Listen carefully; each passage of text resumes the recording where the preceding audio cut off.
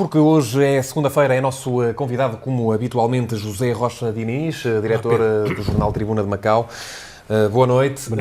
Ainda não pudemos ver a reportagem sobre o encontro dos macaenses, já lá vamos, mas o José Rocha Diniz esteve lá esta tarde num encontro em que se continua a falar muito de identidade.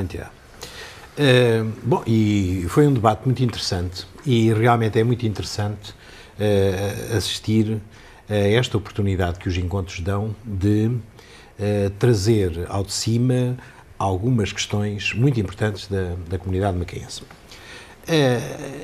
Este problema tem várias dimensões.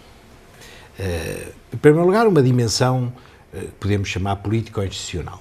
Isto é, quem é macaense e como é que é reconhecido pelas instituições, não é? Se levanta muitas questões. Levanta muitas questões, mas, na minha opinião, é talvez a parte mais fácil da questão a resolver.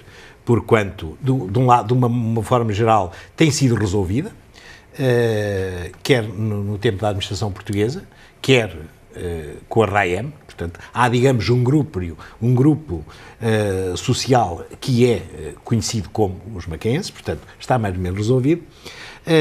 Aqui há uns anos, quando se falava do problema da nacionalidade, se ia-se ter nacionalidade portuguesa ou chinesa, dizia-se uma história que me parece que ainda hoje é muito atual. A pessoa de manhã, quando se levanta, olha-se para o espelho e vê claramente se é macaense, se é português, se é chinês, se é alemão, se é outra coisa qualquer. Eu acho que isso também é muito claro. Quem tem uma cultura macaense muito forte, quem tem uma cultura ligada aos macaenses, bom, também sabe, e quem não tem cultura nenhuma ligada a Macau, por certo, não é macaense. Portanto, realmente é fácil para as pessoas determinarem. Onde me parece que a questão é mais difícil, e foi hoje até muito veiculada no debate, que é na outra dimensão, que é uma dimensão pessoal. Isto é, há pessoas, e o problema só aparece agora, precisamente porque há estes encontros e há esta oportunidade de haver o debate. Vai na quinta edição. Aliás. Eu sei. Mas na primeira fase, estes encontros eram apenas uma romagem de saudade. Não tinham, mas ainda existe. Não também, tinham, não é? Sim, essa é uma outra parte, é uma outra componente. Mas hoje há também este debate. E este debate coloca a pessoas, nomeadamente de segunda ou terceira geração, que estão a viver fora de Macau, que já vivem fora de Macau há muitos anos, colocam-lhes alguns problemas de identidade. Isto é, adivinham em Macau, quando vêm,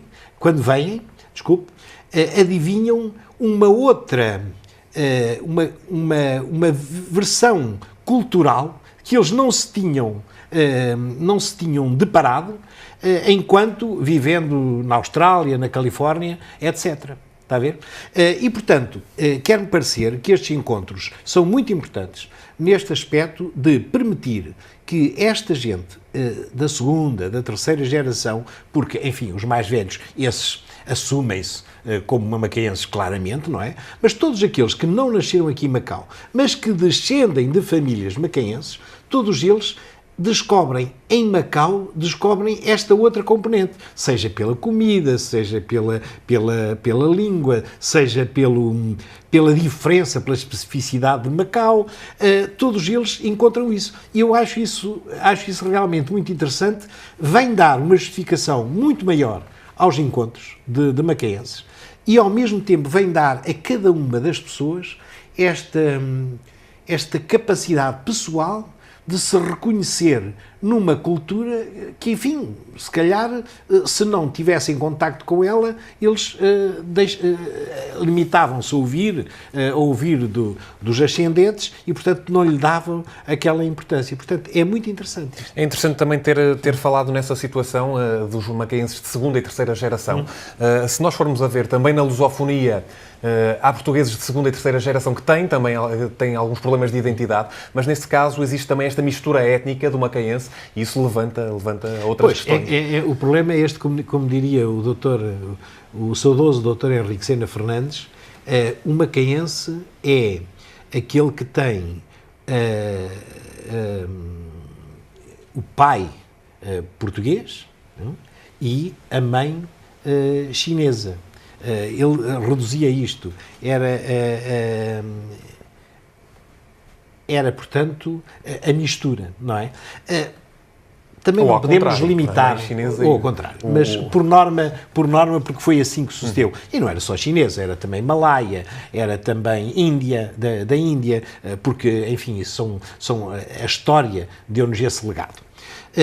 Mas depois, mais recentemente, e até por uma necessidade da comunidade de se defender, é óbvio que alargou-se. A comunidade hoje é já uma soma e não, como eu costumo dizer, não é uma subtração, é uma soma. E é uma soma porque também, quer do lado português, de portugueses que vieram para cá, estiveram cá muitos anos, não é? Ou quer do lado chinês, que estiveram muito ligados à cultura portuguesa, faz todo o sentido que também sejam apanhados por este grupo, que não sendo verdadeiramente um grupo só étnico, não é um grupo só étnico, é um grupo cultural. Eu acho que a dimensão cultural é muito mais importante do que a dimensão étnica. E sendo maior, dando maior dimensão, dá mais força à comunidade. Vamos continuar a acompanhar esse encontro. Para já, regressamos ao tema de abertura deste telejornal. Sim. Continuam a ser apresentadas as linhas de ação governativa. Ao longo destes últimos dias temos ouvido muitas opiniões de novos e de antigos deputados, algumas delas opiniões fora do comum. Eu lembrava-me do caso do Leong Wen-chai, o número 2 de Pereira Coutinho, que até sugeriu a contratação de guardas prisionais surdos-mudos para a prisão.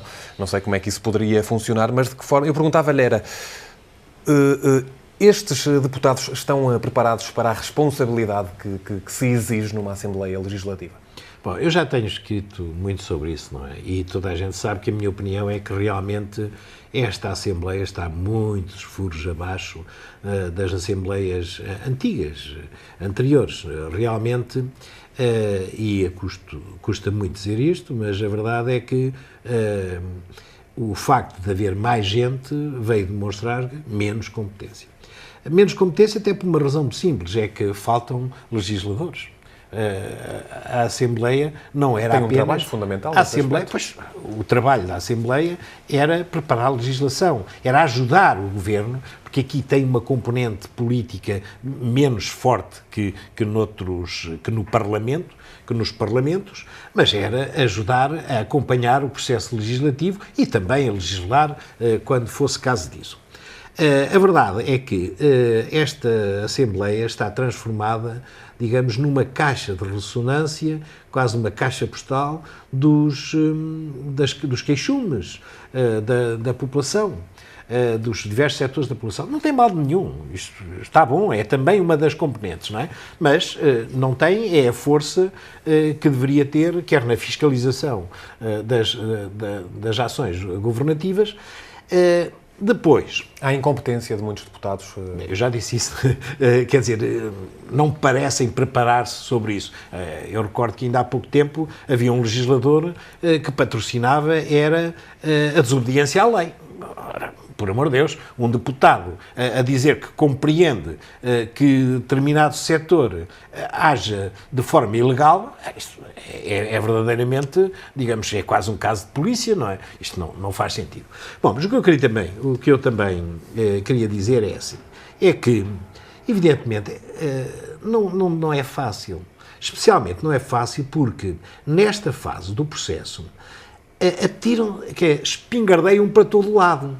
Os senhores deputados, quer dizer, não há nada no governo que mereça o seu apoio. Ora, isto não é impossível. Quer dizer, verdadeiramente colocam-se até contra uma grande maioria da população que os votou. Porque não faz sentido, não é? Bom, ou então calam-se. Os que se calam, calam-se. Eu também não estou a dizer que são todos deputados que fazem isso, mas há muitos deputados que realmente... Cujas intervenções são claramente mal preparadas. Mas eu também queria chamar um outro pormenor. Depois, ainda é muito difícil o trabalho dos senhores tradutores. É muito difícil. Temos que respeitar muito o trabalho dos tradutores, porque é muito difícil esta tradução simultânea, é muito difícil. Tanto mais que muitas vezes alguns dos temas são temas muito específicos e abrangem praticamente a vida toda do território. Portanto, é muito difícil. E eu acho que muitas vezes não era bem aquilo que eles queriam dizer. O que dizem não é bem aquilo que eles queriam dizer. E, nomeadamente, com a tradução, com a emoção de estarem num palco público. E ainda por cima, depois com a tradução, criam-se aqui alguns problemas. Mas, de uma forma geral, pode-se dizer que a Assembleia Geral, a Assembleia Legislativa, não melhorou nada nos últimos anos. Não melhorou. José Rocha Diniz, muito rapidamente, porque estamos no limite do nosso tempo. Este fim de semana assistimos a um segundo round entre as empregadas domésticas, trabalhadoras não residentes e patronato. Primeiro, as empregadas vieram-se queixar dos patrões, a Associação Novo Macau. Agora foram os patrões que se vieram queixar das empregadas. Em que é que fica? Ficamos, para mim, pareceu muito a encenação. Pareceu muito a encenação. E, qual delas?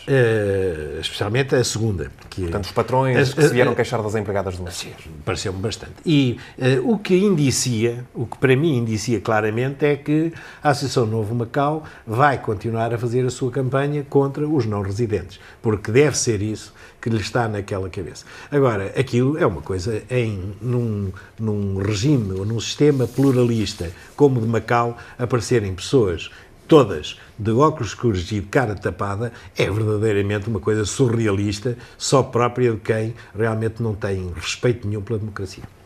Muito bem, obrigado José Rocha Diniz. Marcamos encontro então para a próxima semana.